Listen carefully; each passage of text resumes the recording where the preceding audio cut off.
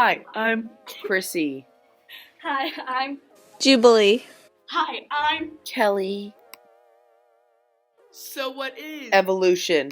Evolution is when organisms' characteristics and traits change over a long period of time. There are 5 evidence of evolution. They are embryology, geographic distribution, homologous structures, fossils, and DNA and biochemistry. Embryology is when there is a similar pattern of embryological. This helps determine that organisms are descendants from common ancestors. The 3 patterns of diversity are species vary globally, species vary locally, and species over time. When species are varying globally, species differ but are ecologically similar.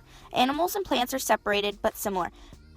These 2 different species of hummingbirds are from different environments and locations but have similar characteristics and traits. The term species varies locally refers to when animals and plants are different yet related. The 4 butterflies all live in Costa Rica, but they all have different characteristics. Although they live very closely, they are different due to different habitats they live in. The last one is when scientists carefully examine extinct and current animals from different time periods.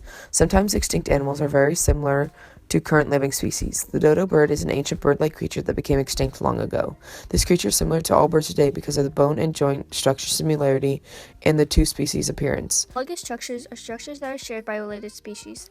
It has been inherited by common ancestors.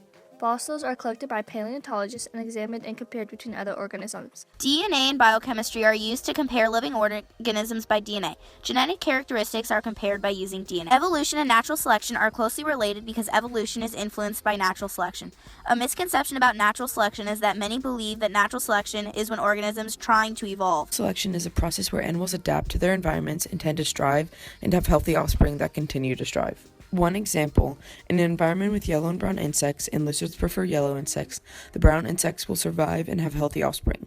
The yellow insects will lower in numbers, but will slowly produce offspring that have brown coloring.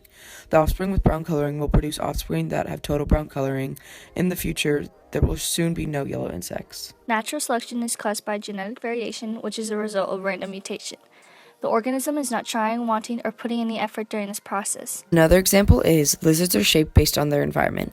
A short-legged lizard cannot survive in an environment with elevated food. It would waste its energy getting food and die out. A long-legged lizard would strive in an environment with elevated food because it can reach it.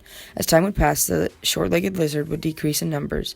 Their offspring would start having longer legs, growing with every generation, so that lizards would be able to adapt to their environment and survive. An organism will survive with the genes it has been born with, or it will die out. The organism cannot try and change their genetic makeup. The last example is rattlesnakes are almost exactly the same.